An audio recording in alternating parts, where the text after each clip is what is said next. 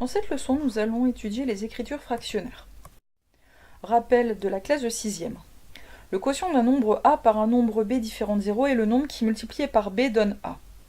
Une écriture fractionnaire de ce quotient est A sur B. Donc en fait, cette phrase signifie deux choses.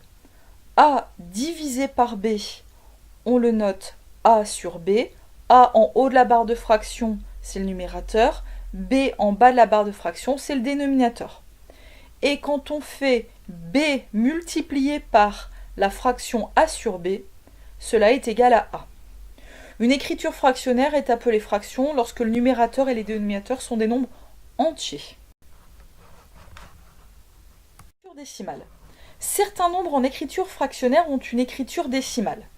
Prenons par exemple 14 quarts. 14 quarts est une fraction avec 14 au numérateur, 4 au dénominateur.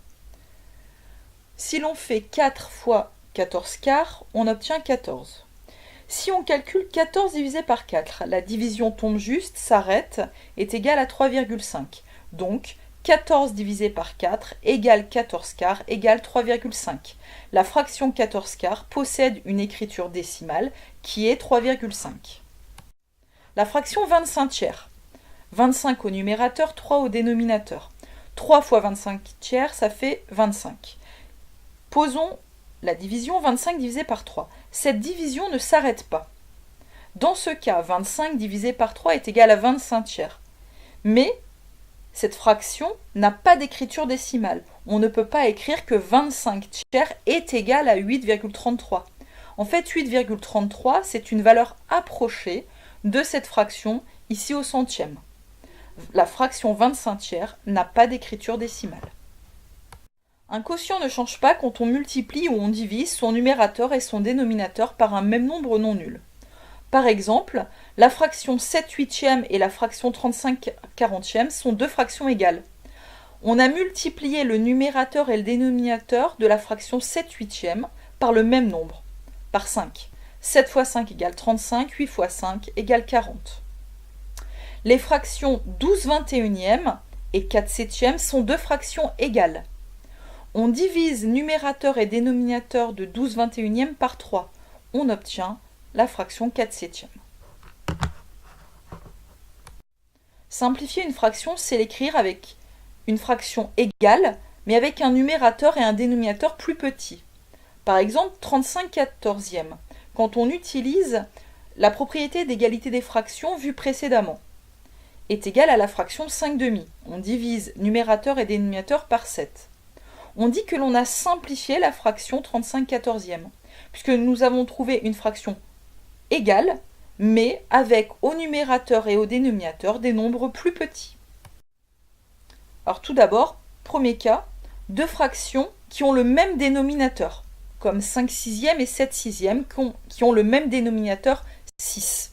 Eh bien, elles sont rangées dans le même ordre que le numérateur, c'est-à-dire que comme 5 est plus petit que 7, 5 sixièmes est plus petit que 7 sixièmes.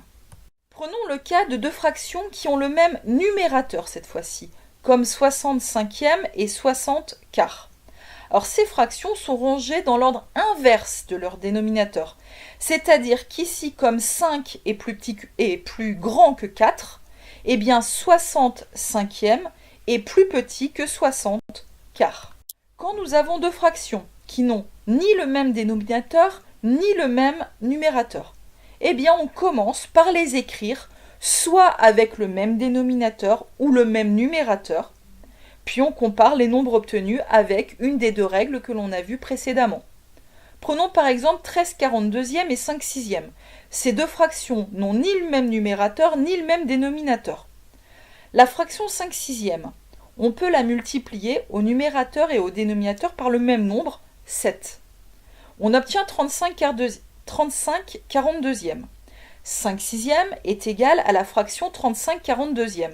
Maintenant, comparons 35 42e et 13 42e, deux fractions qui ont le même dénominateur. 13 est plus petit que 35, donc 13 42e est plus petite que 35 42e, donc 13 42e est plus petite que 5 sixièmes.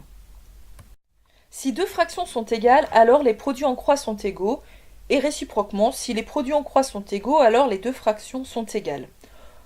Prenons deux exemples très simples. On sait que les fractions 1 demi et 5 dixièmes sont deux fractions égales. Si on calcule les produits en croix, premier produit en croix, 1 fois 10, ça fait 10. Calculons le deuxième produit en croix, 2 fois 5, ça fait bien 10. Les deux produits en croix sont égaux. Maintenant, prenons comme exemple 15 fois 7, ça fait 105. 3 fois 35, ça fait aussi 105. Eh bien, dans ce cas, la fraction 15/35 est égale à la fraction 3/7. On repère bien que 15 et 7 sont en diagonale et 3 et 35 sont sur la même diagonale.